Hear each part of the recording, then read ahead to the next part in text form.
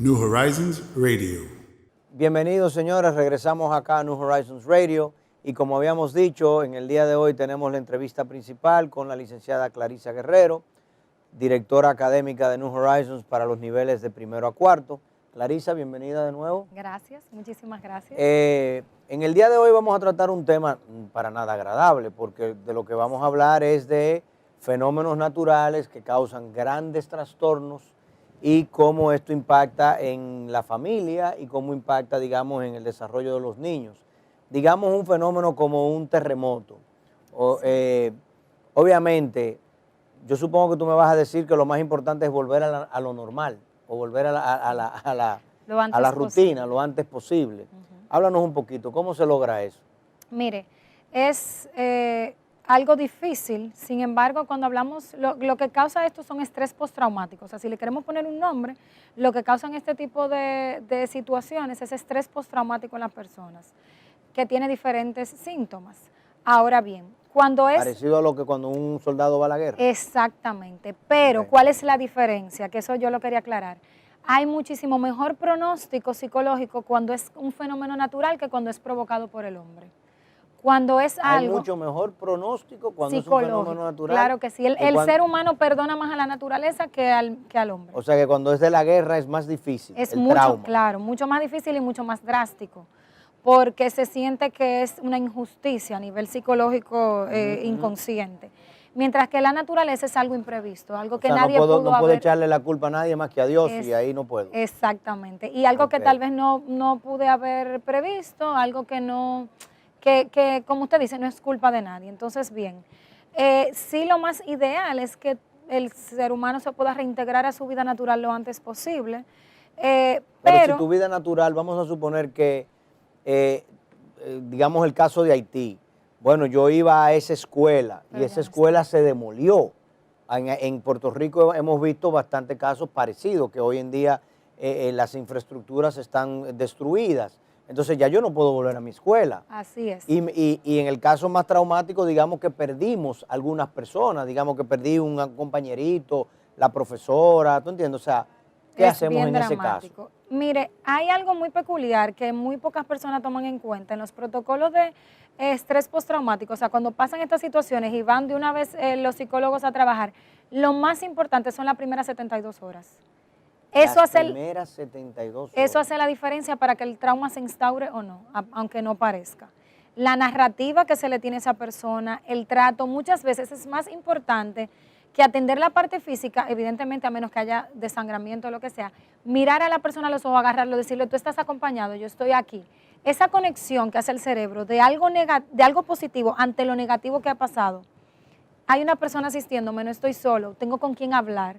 Eso puede hacer la diferencia de todo un proceso posterior psicológico, aunque no parezca. Pero tú me estás sacudiendo más que el terremoto, porque es así. Lo que tú me estás diciendo, o sea, en medio de un fenómeno como es, un incendio, digamos, los incendios de California, lo que está pasando ahora mismo en Australia, o sea, y de hecho en Australia se está hablando del trauma que está causando, porque inclusive los niños ven los animales corriendo, la cantidad de animales que han perecido, se habla más de 1 millón de especies que han muerto, y en el caso, por ejemplo, el otro día narramos aquí en la noticia que en un solo lugar tuvieron que put down, o sea, tuvieron que eutanasia, se diría, 5,000 camellos, porque sencillamente no tenían comida para ellos y no son animales autóctonos de Australia ni de esa zona, pero sí se podían destruir el entorno que había.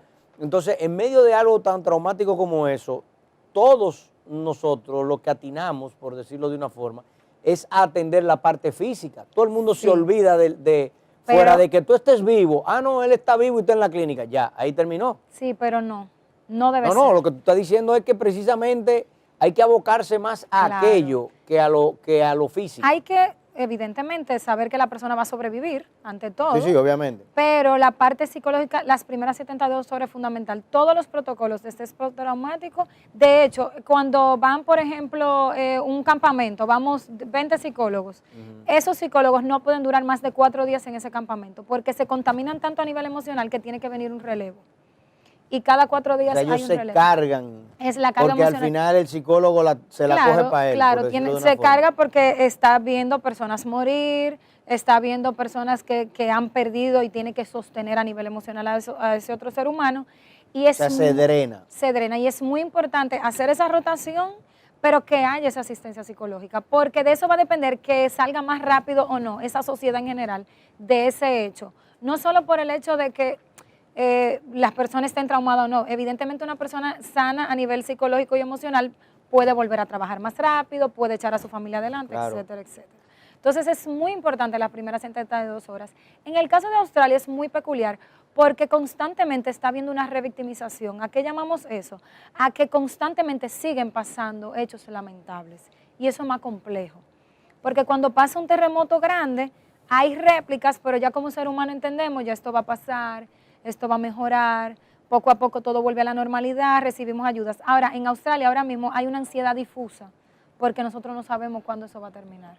O sea, las personas en Australia ahora mismo están viviendo cuándo se va a acabar este incendio, cuándo los animales van a terminar de morir. Y siguen existiendo otros Y otros sigue y surgiendo. otros. Entonces, eso ya es un tema, pánico colectivo. Es un pánico. Y es una ansiedad, como le digo, una ansiedad difusa. Eso genera mucho trastorno de El ansiedad humo generalizado. que no termina que continúe y continúe. Y las y repercusiones continúa. en nivel de salud que eso puede traer en un futuro también Claro. causa ansiedad difusa, porque tú dices, oye, en 10 años, ¿qué va a pasar con las personas a nivel de salud física también, haberse expuesto a todo esto? Tú sabes que tú mencionas eso de cómo se drena el psicólogo en medio de un trauma tan severo, digamos un campamento, manejando múltiples casos de manera simultánea. Y yo siempre he dicho eso sobre el tema del profesor. O sea, yo digo, el profesor en el aula tiene que todos los días recargar las pilas para que los alumnos lo aguijoneen. Y él tiene que ser el sostén emocional De todos esos niños y niñas. Y muchas veces los padres no entienden esa realidad. Sí. Y al no entender esa realidad, pretenden y le exigen al profesor, al docente, más allá de sus capacidades. Y yo entiendo que el papá en la casa, los que nos están escuchando y los que nos ven por las redes y nos van a seguir viendo, tienen que entender la labor del docente y entender que, mira, tú tienes que ser el sostén emocional en la casa de ese hijo o esa hija tuya para que mañana vuelva él recargado, pero no vuelva sencillamente a pretender que sea el profesor el que le haga todo. Imagínate, y en el caso cuando los padres, digamos, o son ausentes o los niños son, como decimos nosotros, huérfanos de padres vivos, o sea, los padres realmente no tienen ese apoyo moral y emocional de los niños, y ellos ven al profesor como la figura fundamental, es una situación muy complicada. Claro que sí. En la carrera que más hay burnout es en los profesores y los enfermeros. Enfermeros más que los médicos. Me imagino que sí. Son los que más sufren de burnout a nivel de estadística.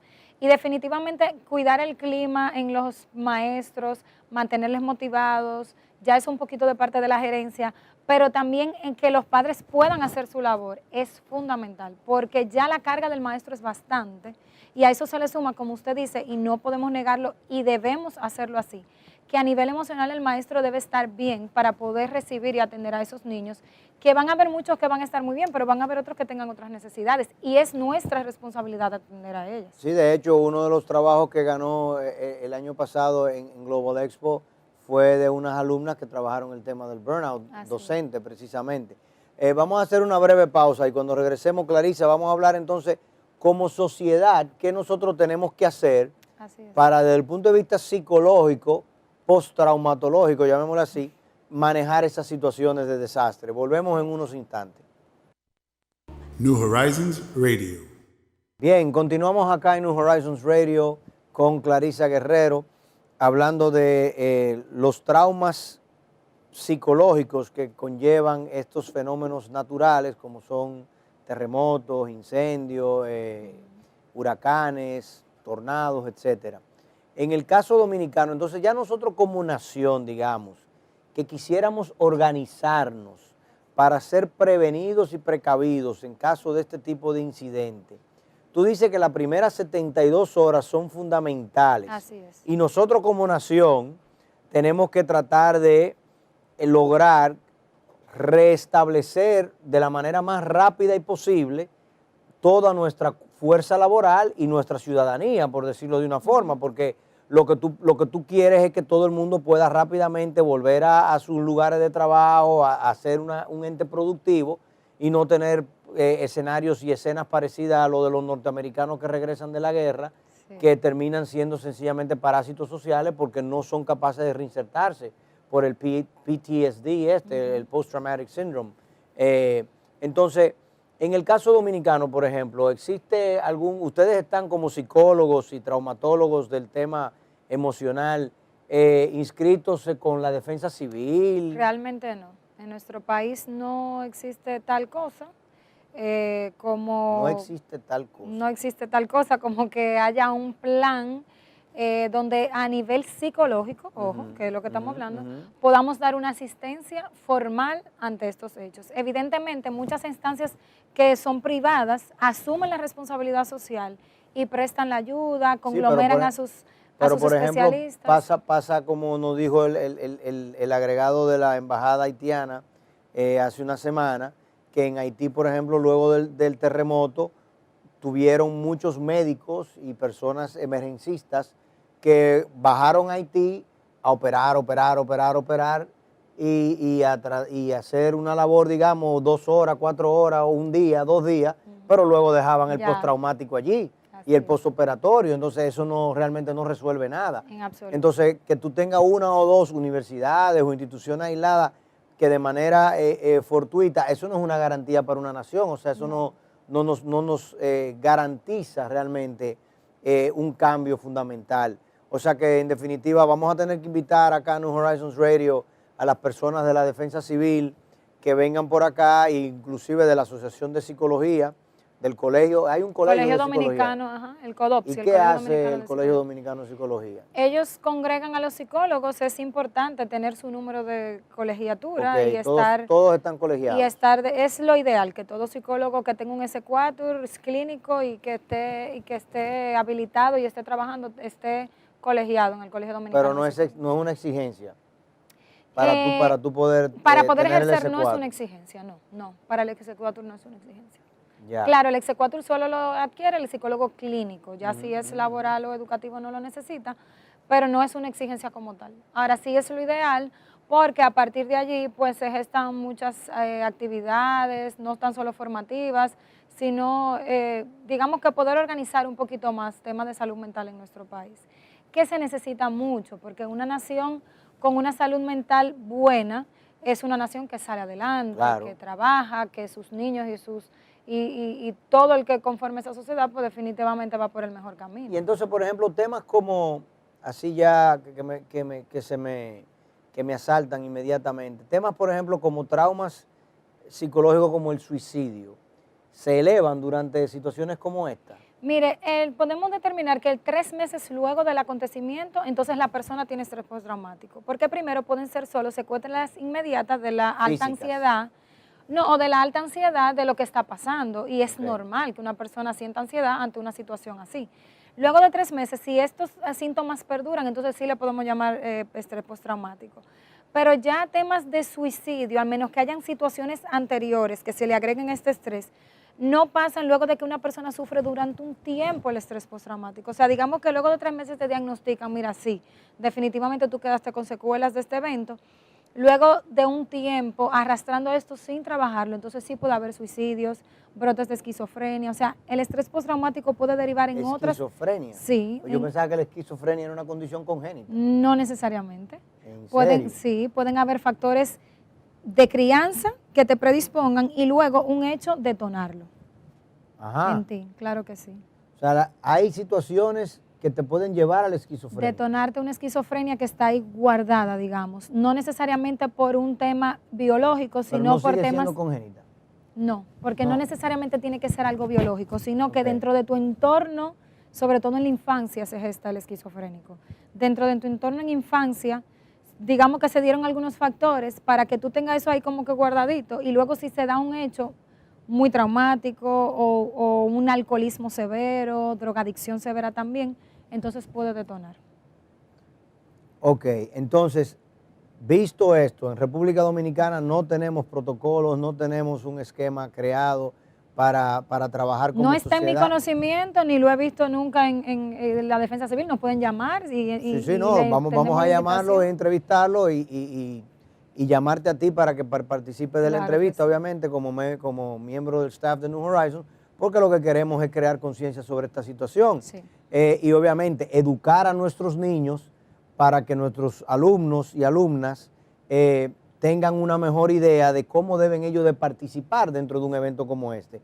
Entonces, como mamá y papá, como hermanos, como abuelos, como padres, como tíos, ¿cómo podemos nosotros participar, digamos, de esas primeras terapias frente a un hecho traumático de este tipo? Tú dijiste ahorita que cuando una persona sufre un shock como ese, digamos, un niño se le cae el edificio donde está su escuela Sí. y digamos que él sobrevivió en su casa, pero ya no puede venir a la escuela.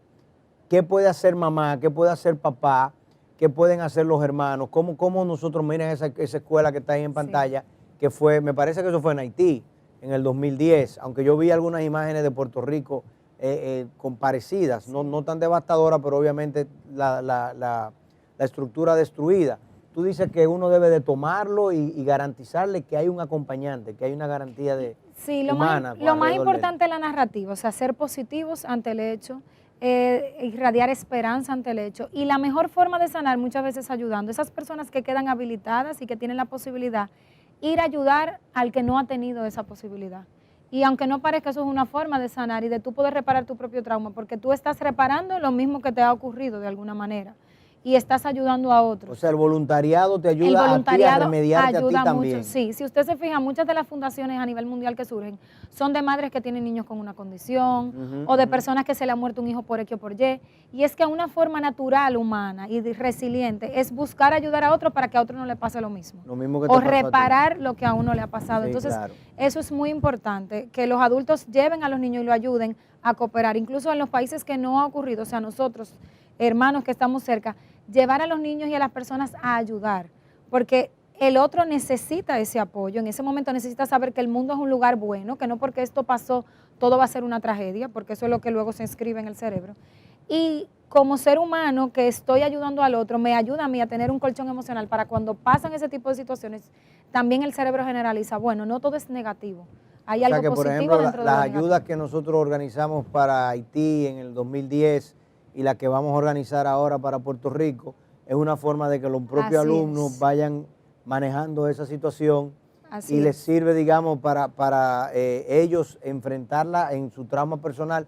Porque te puedo decir, ya yo he conversado con varios alumnos acá en el colegio que están traumatizados por la situación de Puerto Rico. Porque lo que traumatiza es la narrativa, como le digo, lo que se dice, no, Correcto, no no el hecho en necesariamente sí. el hecho. A usted Bueno. le pueden contar un asalto y usted quedarse por algunos días un poco paranoico y a usted no le pasó nada. Correcto. Pero por la narrativa de otra persona ese impacto le puede llegar a Sí, nivel psicológico. te doy plena razón porque para ellos, por ejemplo, algo que le causa mucho trauma es la narrativa del presidente norteamericano y de las agencias de noticias, inclusive norteamericanas, que no están comentando lo que está pasando en Puerto Rico y no se está virtiendo ayuda, por lo menos no se nota ayuda privada hacia Puerto Rico, y eso no está en las primeras páginas de noticias. Entonces ellos dicen, ¿cómo es que estamos hablando del impeachment del presidente norteamericano y de las estupideces que este hombre habla y no estamos hablando de lo que está sucediendo allí y de cómo esta gente está abandonada desde María, desde Irma y ahora para colmo esto? Y eso para Puerto Rico es una revictimización, como lo que comenté ahorita de Australia, porque es como que nosotros estamos aquí, ¿quién nos mira, quién nos ayuda? Ahora lo que Puerto Rico necesita es toda la ayuda que pueda recibir, para que en esos cerebros de los niños, de los adultos, se escriba, ok, hay cosas que pasan, pero siempre hay una solución, siempre hay algo positivo, siempre hay personas que están ¿Y el dispuestas a escapar ayudar. no es una solución? ¿Cómo el escapar? El irse. O sea, el migrar hacia otro lado. No debe ser una solución porque tú estás dando la espalda a otras personas que tal vez tienen una situación donde no tienen la posibilidad, igual que tú, de irse. Entonces, digamos que usted dirá, bueno, pero cada quien tiene que solucionar su propio problema. Pero también tenemos que tener, como dijo ahorita, una responsabilidad social de ayuda mutua y comunitaria.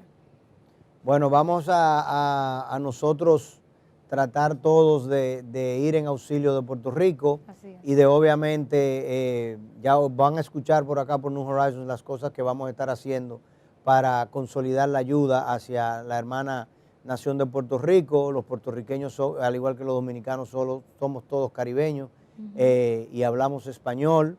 De las pocas islas en el Caribe que hablan español, hay más islas que hablan inglés o francés o papiamento que español, pero en términos de cantidad de personas, obviamente nosotros somos los más populosos, los dominicanos, cubanos y puertorriqueños. Clarisa, eso que tú nos planteas nos deja grandes inquietudes. Ojalá y la familia que nos están escuchando pues también podamos todos aunar esfuerzos para llevar conciencia a los gestores del tema de emergencia acá en nuestro país, en los hospitales, en las facultades de universidad y obviamente la Defensa Civil y la Cruz Roja, que tengan acá en República Dominicana, digamos que estructurado el tema del personal psicológico, porque si tenemos 72 horas para lograr algo, no es mucho lo que tenemos. Y obviamente las familias que nos están escuchando, que también todo el mundo pues entienda que una vez el niño está sano, una vez tu hermana está sana, o sea, tu compañero o tú mismo estás sano, busca asistencia psicológica porque ese es el segundo paso. No te puedes limitar solamente a la parte física y entender que ya con eso lo lograste todo. Así es, y sobre todo que saber que las repercusiones se van a ver más a largo plazo. Por decir, no, es que en este momento yo me siento bien, yo puedo ayudar a los demás, no es un indicador para decir a mí no me ha afectado esta situación, porque evidentemente muchas personas responden al shock resolviendo y ayudando a los demás, pero luego cuando se sientan y le cae realmente la sensación emocional, entonces ahí sí se puede ver que ha habido un impacto. Digamos, gente que sobreviven y entonces salen a ayudar. Pero ese también necesita una ayuda. Claro, y se pasa 3, 4 días en eso. Uno los ve que a los 4 días se desmoronan y colapsan por completo. Muchas personas dicen, ay, pero se desmoronó. Es lo más sano a nivel emocional. Desmoronarse. Porque si no lo hacía en ese momento, la psiquis lo iba a guardar y lo iba a sacar más a largo plazo. Y ese bloqueo genera muchísimo más trastorno. Eso es como el llanto del luto. Exactamente. Que hay que llorar. Hay que llorarlo, hay que hacerlo. Exactamente. Bueno, señores, una vez más Clarisa nos sacude ¿verdad? Con todo este conocimiento telúrico a nivel de psicología con el cual tenemos que trabajar y nos desafía porque como sociedad, en definitiva, nosotros no estamos pensando en esto. Y como dije en la nota editorial, si vamos a pasar de ser un país en vía de desarrollo a un país de desarrollo pleno, estos son temas que tenemos que tomar en cuenta. Como sociedad, como familia, como centro educativo, tenemos que tomar en cuenta cuáles son las acciones que tenemos que tomar cuando se nos vienen encima fenómenos como el que está pasando la hermana República de Puerto Rico, que ya lo pasó la hermana República de Haití. Estamos en el centro. Dios quiere, por aquí no cruce nada. Amén. Por los próximos 100 años, ¿verdad? 150 años, que es lo que nos quedan de vida, aquí republicana junto a ustedes en New Horizons Radio. Vamos a una pausa y regresamos en breve. New Horizons Radio.